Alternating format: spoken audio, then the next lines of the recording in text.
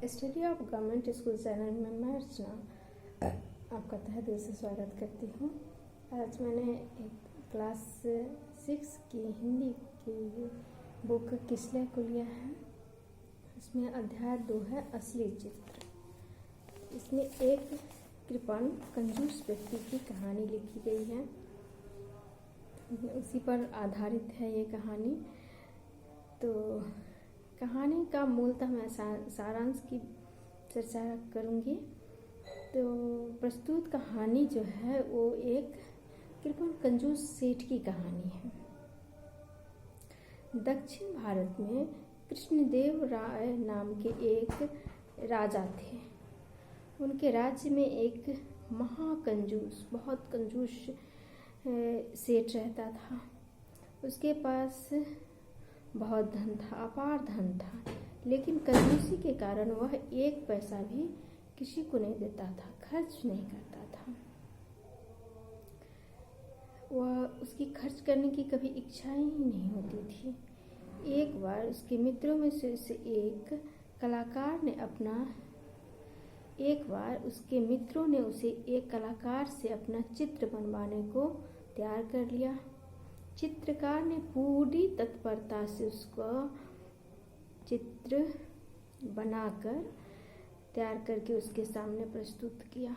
चित्रकार ने अपना पारस्परिक यानी कि मजदूरी के रूप में उसे सेठ से 100 स्वर्ण मुद्राएं की मांग रखी। स्वर्ण मुद्रा का नाम सुनते हुए सेठ का कलेजा ही बैठ गया। उसने पैसे न देने के लिए अपना चेहरा बदलकर चित्रकार के समक्ष उपस्थित हो जाता था। इस प्रकार चित्रकार उसका चित्र बना कर लाता।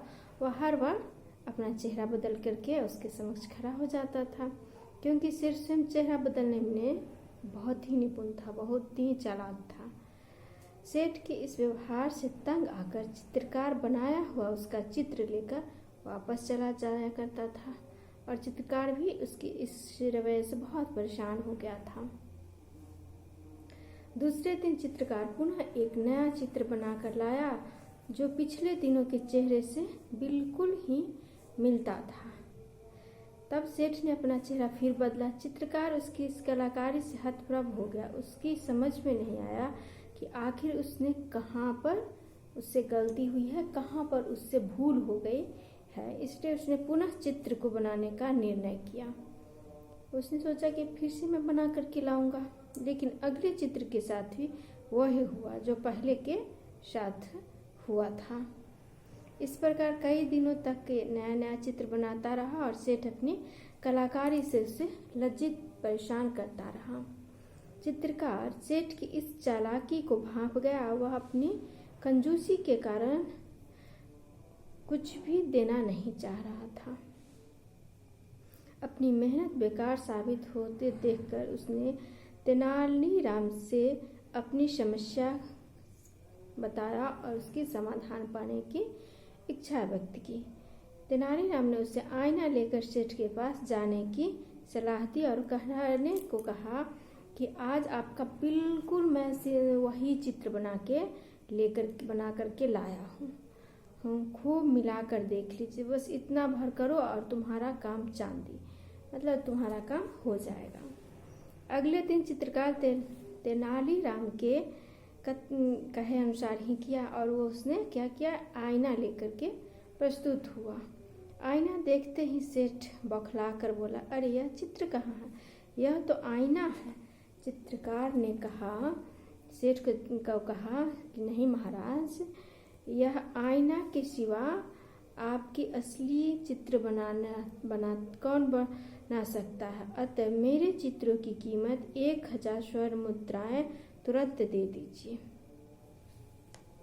चित्रकार के इस उत्तर से वह समझ गया कि यह तेनालीराम ने ही इसे बताया होगा, सुझाया होगा, सिखलाया होगा। इसलिए उसने बिना किसी विलंब के 1000 स्वर्ण मुद्राएं उस चित्रकार को दे दी। स्वर्ण तेनालीराम के समक्ष प्रस्तुत कर दी। राजा को जब इस बात की जानकारी मिली तो वह हंसते हंसते लोटपोट हो गए। तो कहानी असली चित्र की कहानी की सारांश यही थे। अब इससे जुड़े आपके कुछ प्रश्न हैं। यह कहानी आपको कैसे लगी, इस संदर्भ में अब अपने विचार लिखिए। तो यह एक कहानी क्या है, एक कंजूस की कहानी है और यह एक मनोरंजक कहानी हमें लगी। हमारे इसमें एक कंजूस की चालाकी और तेनालीराम की किए गए भी सूझबूझ की चर्चा की गई है। आरंभ में पाठकों के मन में यह जिज्ञासा लगती है कि अब आखिर क्या होगा। उत्सुकता थी हमारे अंदर। जब हमने कहानी पढ़नी शुरू की थी तो हमारे अंदर यह उत्सुकता थी कि कहानी की आखिरी में क्या हुआ होगा। लेकिन तेनालीराम की सूझबूझ के समक्ष कंजूस सेठ को क्या हुआ, झुकना पड़ा और वह स्वर्ण मुद्राएं देनी पड़ी।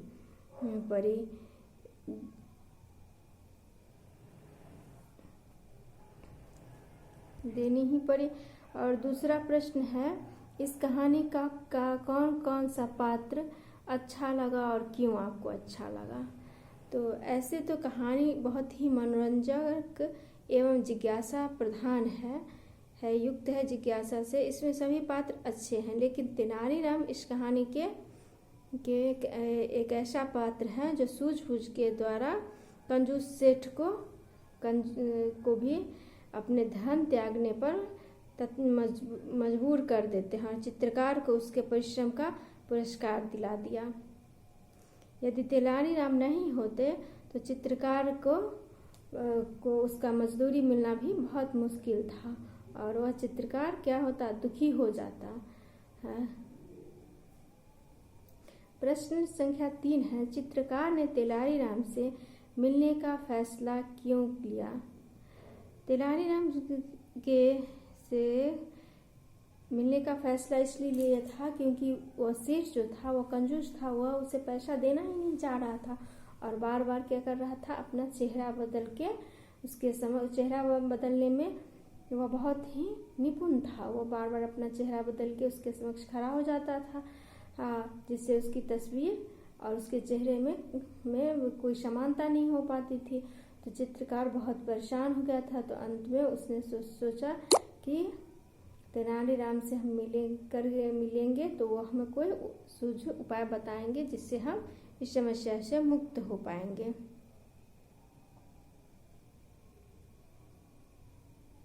और उसने चित्रकार मिला तो तेनालीराम ने उपाय बताया, जो आईना लेके जाओ, तो वह उनके कथनानुसार ही किया तो वह सफल हो गया। अब प्रश्न है, एक कौड़ी खर्च करने में उसकी जान निकलती थी। इस वाक्य का आशय क्या है। प्रस्तुत वाक्य के माध्यम से कहानीकार क्या इससे स्पष्ट करना चाह रहे हैं कि कंजूस अपनी कंजूसी के कारण संपन्न होते हुए उपहास का पात्र, आलोचना का पात्र बना रहता है और सभी उसे क्या है, निम्न दृष्टि से देखते हैं और उसकी आलोचना करते रहते हैं। उसका कहना होता है, चमड़ी जाए तो जाए पर दमड़ी ना जाए। इसलिए उसे एक कौड़ी भी खर्च करने में उसकी जान निकलने लगती है। प्रस्तुत कहानी का कंजूस सेठ से भी एक ऐसे ही व्यक्ति है जो पैसा खर्च करने के नाम पर कांपने लगता है। अब आपका प्रश्न है, रिक्त स्थानों की पूर्ति करें। तो कंजूस सेठ ने चित्रकार से उसके चित्र बनाने के लिए 100 मुद्राएं देने का वादा किया था। यह कहानी राजा कृष्णदेव राय के राज्य की है। तीसरा है, चित्रकार ने तेनालीराम से सलाह ली। एक दिन चित्रकार तेनालीराम के कहे अनुसार आईना लेकर सेठ के पास पहुंचा। प्रश्न है, तेनालीराम राजा कृष्णदेव राय के दरबार में क्या थे। तो विदूषक थे। प्रश्न 6 है, आपके अनुसार चित्रकार ने सेठ को चित्र की जगह आईना क्यों दिखाया।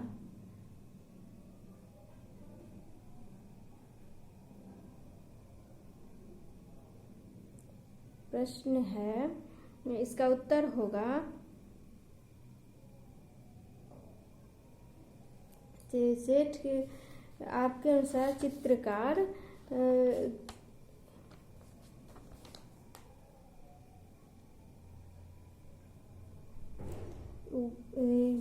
चित्रकार ने सेठ को चित्र की जगह आईना क्यों दिखाया?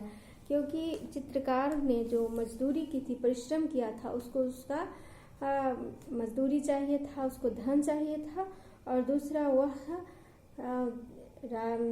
सेठ के व्यवहार से बहुत परेशान हो गया था, इसलिए उसने सोचा कि यह जैसा करता है वैसा ही इसको हमको करना चाहिए, अन्यथा यह हमें अपना पारिश्रमिक नहीं देगा। इसलिए उसने चालाक के कंजूस सेठ के साथ अपनी चालाकी भरा व्यवहार किया।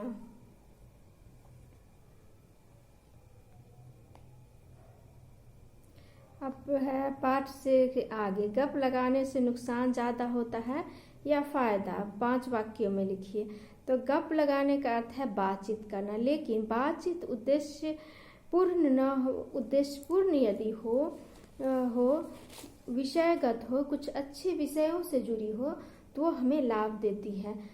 यद्यपि किसी की निंदा, किसी की बुराई हो या बेकार की निरर्थक बातें हो, तो उससे बात करना या उसमें अपना समय व्यतीत करना, ये जो है अपने समय का और अपना नुकसान पहुंचाना ही है। इसलिए ये हमें अपने समय को बर्बाद न करते हुए यदि किसी से बातचीत करें तो उद्देश्यपूर्ण, सीमित शब्दों में सीमित एवं मधुर भाषाओं का प्रयोग करते हुए करना चाहिए। प्रश्न है, बार बार कंजूस सेठ द्वारा अपना चेहरा बदल लेने के बाद चित्रकार को सलाह किसने दी गई सलाह का क्या परिणाम हुआ?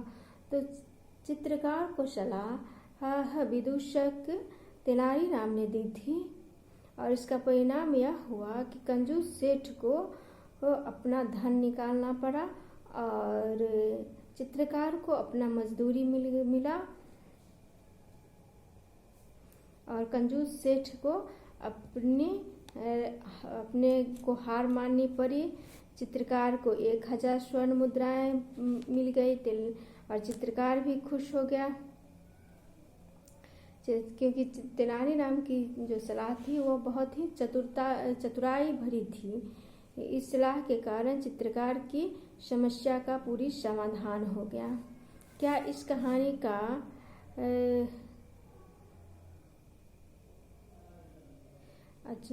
कोई और शीर्षक हो सकता है? यदि हाँ तो क्या? तो इसके कई शीर्षक हो सकते हैं, आप अपने मन से भी चयन कर सकते हैं इसका।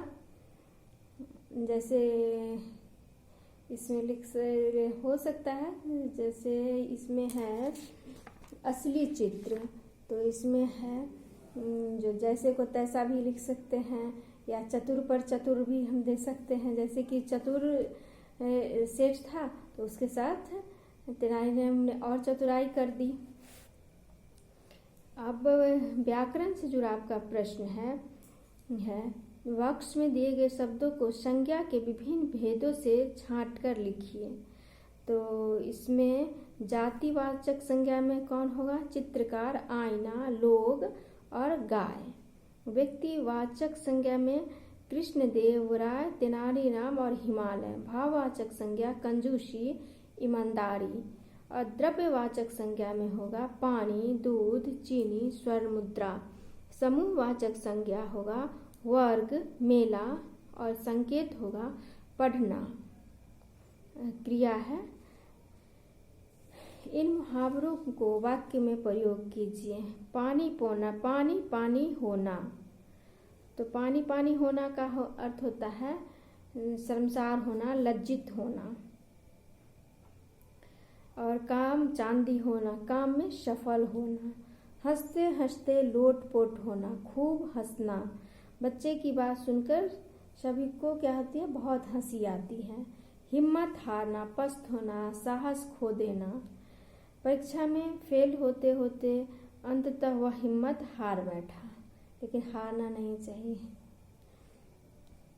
भौचक रह जाना, आश्चर्यचकित रहना ना। गणेश अपने छोटे भाई की करतूत सुनकर या भौचक रह गया। इनके विपरीतार्थक शब्द लिखिए।